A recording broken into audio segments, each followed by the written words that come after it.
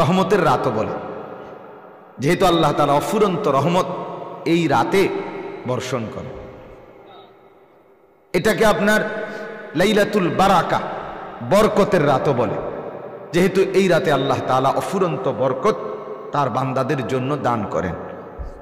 এটাকে লাইলাতুস সাক, সাক বলা হয় চেক, অর্থাৎ যেখানে এক কাগজে অনেক বড় মূল্যমানের কিছু লিখে দেয়, যেমন 10 লাখ টাকা, 1 কোটি টাকা চেকের মধ্যে লিখে দিয়ে দিছে।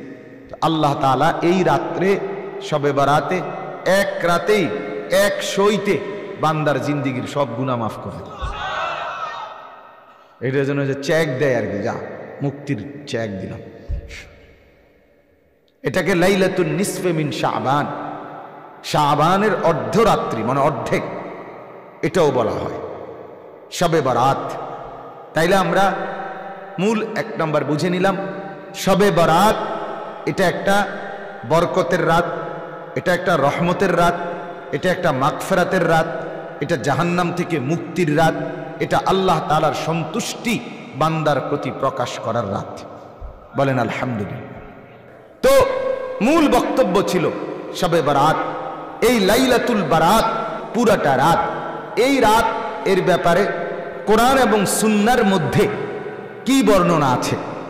1 নম্বর কথা হলো কোরআনুল কারীমের 25 নম্বর পারা 44 নম্বর সূরা, সূরায়ে দুখান একটা সূরা আছে। এই সূরার প্রথমে একটা আয়াত আছে, ইন্না আনজালনাহু ফি লাইলাতিন মুবারাকাতিন। আল্লাহ তাআলা বলেন, নিশ্চয়ই আমি কোরআন নাজিল করেছি বরকতময় রাতে। কি রাতে? এই বরকতময় রাত বলতে কি উদ্দেশ্য, এই নিয়ে মুফাসসিরদের মধ্যে 2টা অংশ। এর মধ্যে সংখ্যাগরিষ্ঠ মুফাসসির যারা, অধিকাংশ মুফাসসির কেরাম, ওলামায়ে কেরাম, উনাদের মত হইল বরকতের রাত বলতে ওই রমজানের শেষ দশকের যে শবে কদর, সেটাই উদ্দেশ্য। ঠিক আছে কথা?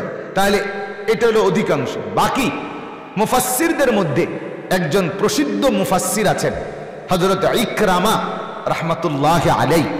উনি হলেন নবীজির একজন বিখ্যাত সাহাবী, আব্দুল্লাহ ইবনে আব্বাস রাদিয়াল্লাহু তাআলা আনহুমার ছাত্র, শাগরিদ, মানে তাবিঈ। উনি যারা সাহাবীদেরকে দেখছেন, এই ইকরামা রাহমাতুল্লাহ আলাইহির মত হইল এই বরকতময় রাত বলতে এখানে শবে বরাতকে বোঝানো হয়েছে। তাহলে এটা যদি ধরে নেওয়া হয়, তাহলে অর্থ হইল আল্লাহ বলেন, নিশ্চয়ই আমি কোরআন নাজিল করেছি বরকতময় রাতে, মানে লাইলাতুল বারাত। কিন্তু প্রশ্ন থাইকা যায় শুধু একটা, যে অধিকাংশ বর্ণনা, অধিকাংশ মুফাসসির, অধিকাংশ হাদিস এবং কোরআনের স্পষ্ট আয়াত, ইন্না আনজালনাহু ফি লাইলাতিল কদরি, ওটা আছে আয়াত। তাহলে এর দ্বারা বোঝা যায় মূলত কোরআন নাজিল হয়েছে শবে কদরে। মূলত নাজিল হয়েছে কখন? শবে। এই জন্য মুফাসসিররা, ওলামায়ে কেরাম বলে উভয় বক্তব্যই সঠিক। মানে কি? মানে হইল লাইলাতুল বারাত, যেটা এই আগামীকাল রাত, এটার মূল বৈশিষ্ট্য হইল হাদিসের মধ্যে আল্লাহর নবী সাল্লাল্লাহু আলাইহি সাল্লাম বলেন, লাইলাতুল বারাতে আল্লাহ তাআলা পরবর্তী 1 বছর পৃথিবীতে কি কি দিবেন, বর্ষণ করবেন, নাজিল করবেন, এটার চূড়ান্ত ঘোষণা, লিখিত কপি আল্লাহ তাআলা ঘোষণা করে দেয়। আর আল্লাহ কোনো কিছু দিবে এ কথার ঘোষণা মানে যেন এটা হয়ে গেছে। তো এই জন্য ধরে নেওয়া যায় যে এই বছর শবে কদর কোরআন নাজিল সত্যি সত্যি শুরু হয়েছে, ওই বছর শবে কদরের আগে শবে বরাতে আল্লাহ তাআলা সিদ্ধান্ত ঘোষণা দিছে যে এই যে সামনে রমজান আইতেছে, এই রমজানের শবে কদর থেকে কোরআন নাজিল আনুষ্ঠানিকভাবে শুরু হবে। এটা আজকে চূড়ান্ত ঘোষণা দিলাম। তো ধরে নেওয়া হলো আল্লাহ যেহেতু ঘোষণা দিছে, নাজিল হয়ে গেছে। এই জন্য এই আয়াতে বলা হয়েছে আমি নাজিল করেছি। তাইলে এটা হলো একটা বর্ণনা। বাকি এটাকে একবারে কোনো না কোনোভাবেই কোরআনুল কারীম দ্বারা প্রমাণ করতেই হবে এটা জরুরি না। কেন? কোরআন দ্বারা যা প্রমাণিত সেটা যেমন গ্রহণযোগ্য, রাসূলুল্লাহ সাল্লাল্লাহু আলাইহি সাল্লামের হাদিস দ্বারাও যদি কিছু প্রমাণিত হয় তাহলে সেটাও গ্রহণযোগ্য। কথা বুঝছেন কিনা বলে? এখন হাদিস দ্বারা শবে বরাতের ফজিলত প্রমাণিত অর্থাৎ লাইলাতুল বারাত এই শাবান মাসের 15তম দিন 14 তারিখ দিবাগত রাত আল্লাহর নবী সাল্লাল্লাহু আলাইহি ওয়াসাল্লাম নিজেও আমল করছেন এবং উম্মতকেও আমল করতে বলছেন, এবং আল্লাহর নবী অসংখ্য মানুষকে গুনাহ মাফ করবে এই রাতে, এই ঘোষণা আল্লাহর নবী সাল্লাল্লাহু আলাইহি ওয়াসাল্লাম পেশ করেছেন। অতএব এই হাদিসগুলোর বর্ণনা, হাদিসগুলো তিরমিজি শরীফে এই সম্পর্কে হাদিস আছে, ইবনে মাজা শরীফের মধ্যে হাদিস আছে, সহিহ ইবনে হিব্বান এই কিতাবের মধ্যে সহিহ হাদিসও আছে।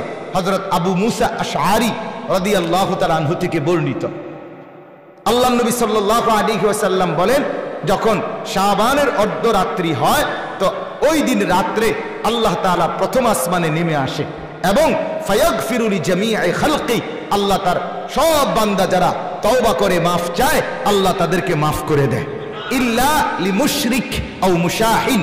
হ্যাঁ, নবীজি ওই হাদিসে বলছে যারা মুশরিক তাদেরকে আল্লাহ মাফ করে না, যারা হিংসা বিদ্বেষকারী আল্লাহ তাদেরকে মাফ করেন, হিংসুককে মাফ করেন, হিংসুককে মাফ করেন। হিংসা এত জঘন্য, হিংসা শবে বরাতের রাতেও হিংসুক মাফ পায়। তারা বিল্ডিং তো শুরু করে লাইল কি তারে, আরে আরে আরে কিরে সাদের কামত করে হিংসুক। তুই বেড়া একটা, তুই যদি এই ফালতু কথায় চিন্তায় সময় না কাটাইতি তাহলে তুই নিজের বাড়িতে কমপক্ষে বাঁশ গাড়তে ফেললি না। হেতে সাদ দিয়ালার আয় হায় আরে তে আরে করতে রাই তারা টেয়া, তারা দিন দোতলার কাম ধরছে। কেন এগুলো বলতেছো তুমি?